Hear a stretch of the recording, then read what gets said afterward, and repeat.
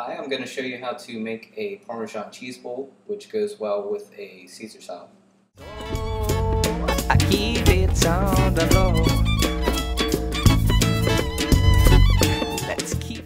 The ingredients are, first you need a stick of butter. I go for the more expensive Parmesan cheese just because it works really well with this type of cheese bowl. It can be a lot fresher and it melts a little easier and it holds its form a lot better. So I'd go with the block of Parmesan cheese. Next you're going to need a form, a mold, to pour your layer of cheese over to make the bowl shape. So I use this Tupperware container. You can use anything really, just as long as you don't mind putting butter on it to grease it so the bowl can actually come off. Next you're going to need a grater to grate the Parmesan cheese. So first we're going to grease the skillet, which also you will need. I go with probably about 6 or 7 inch skillet, just not to make it too big. Try not to get a lot of butter on here, just rub the butter stick right on the skillet, just to make sure that the cheese will come off. Also, I should mention that you should get a non-stick skillet, again, to not have the cheese stick onto it. Makes it a lot easier to take it off. Okay, now I'm going to grate the cheese. I like to use long strokes. If you do it real fast like this, it tends to be, the cheese gets really short, and I like to use the longer type cheese, just so it makes a better texture. You know, that should be enough. Just a good handful is really all you need. Okay, now I'm going to put the skillet on medium heat. No more than medium high is what you want to use, just so you get a good melt on it without burning it. Okay, the skillet's now pretty much warmed up. I'm going to start putting on the cheese. What you want to do is get about a handful like that and just sprinkle it all around so you get a nice even portion. And it's okay to get it on the beveled edges here. It'll make it look a little bit nicer. And it's already starting to melt, which is fine.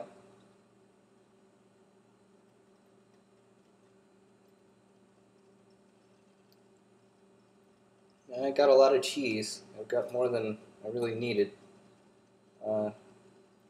It's good if you have less than this, because you get a lot of spaces where there isn't cheese, and that gives it a really nice texture.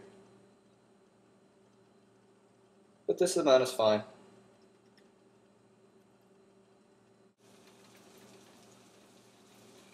Now all the oil is coming out, which is perfectly fine. And this color isn't what you really want. You want a little bit of darker color. I'm pretty sure it doesn't translate well in the video, but you want a gold color, not the off-white that the cheese starts out at.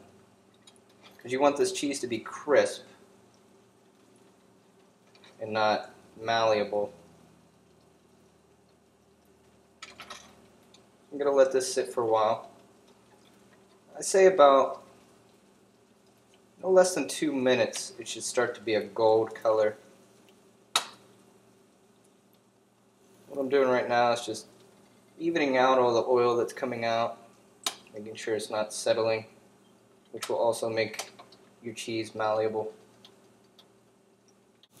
That looks almost ready. I'm going to give it a little bit more time.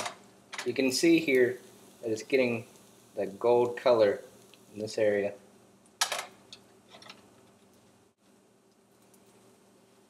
Okay, that's probably about done. Didn't get completely gold all the way around like I wanted, but that's okay too. I'm sure by now it's going to be crisp by the time it's done. But that color right there is kind of what you want to aim for.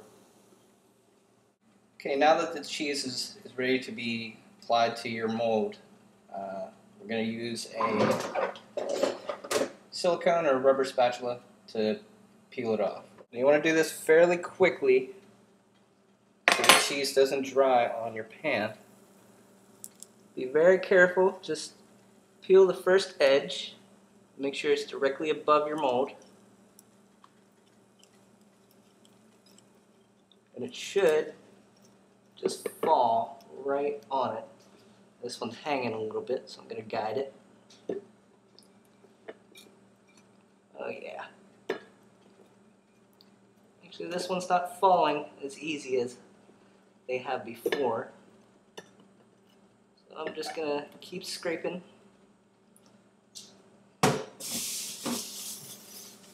Okay, now it's over our mold. I'm just going to go ahead and form it. I took a little bit of time talking to the camera, and it already has begun to not melt.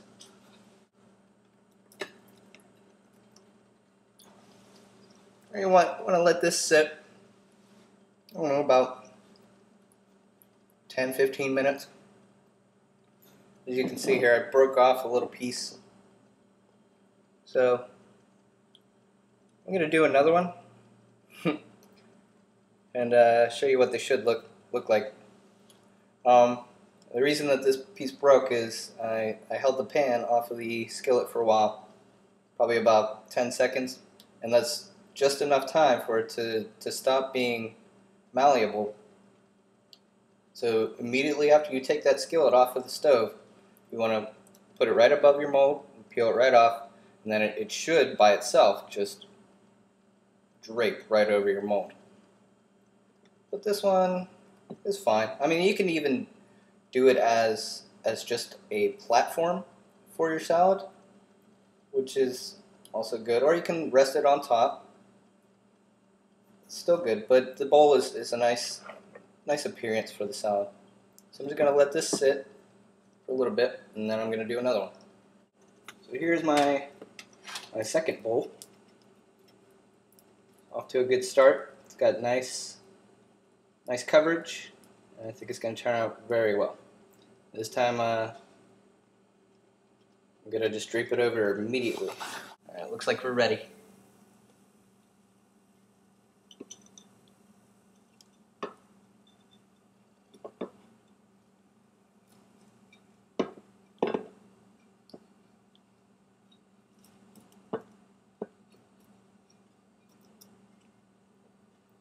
Come on. Alright.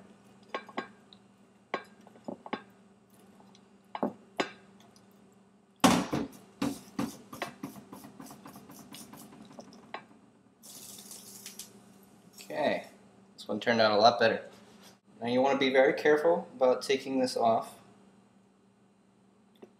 because it is very fragile.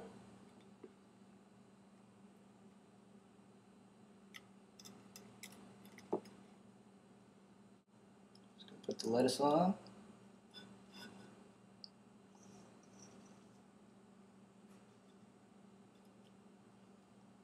Usually I put fresh grated Parmesan cheese on top, but since I kind of messed up on the first one, I'm just going to go ahead and crumble this first bowl on top.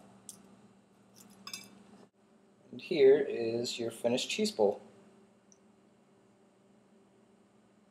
Well, thanks for watching, and write a comment down below, or click subscribe in the sidebar. And I hope you have a lot of fun making this. And I'm really hungry now, so take care.